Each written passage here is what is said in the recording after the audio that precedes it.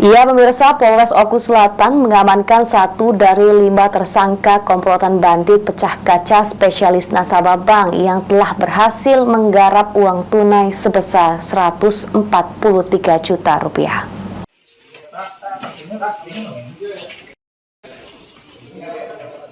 Satuan Reserse Kriminal Polres Oku Selatan berhasil menangkap salah satu tersangka komplotan pencurian uang milik Dinas Kepemudaan dan Olahraga Kabupaten Oku Selatan dengan modus membututi korban dari bank setelah korban melakukan transaksi tarik tunai.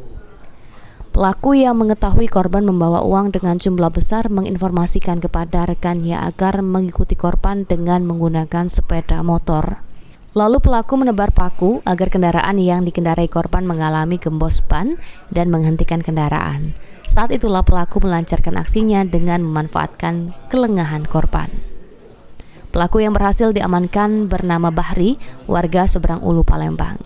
Dari keterangan tersebut, pelaku komplotan ini berjumlah 5 orang saat melakukan aksi kriminalnya. Peran tersangka sendiri menyebar paku agar ban kendaraan korban kempes dan korban menepi. Melakukan ini perampasan itu.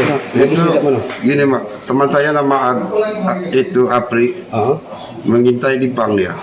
Kami posisi di luar. Begitu di luar, dia bilang ada yang mengambil uang.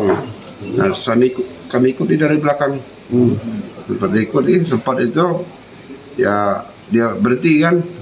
Diambillah teman saya yang satunya sudah buat dengan es bola. Itu gimana cara dia ini? Kita gembos ban ya? Pakai apa itu? Itu pakai paku. Paku apa itu? Kayak payung.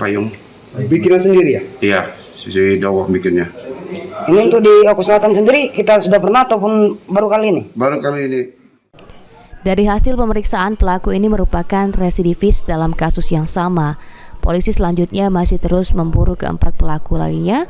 Pelaku akan dijerat dengan pasal pencurian dengan pemberatan dan diancam hukuman 7 tahun penjara.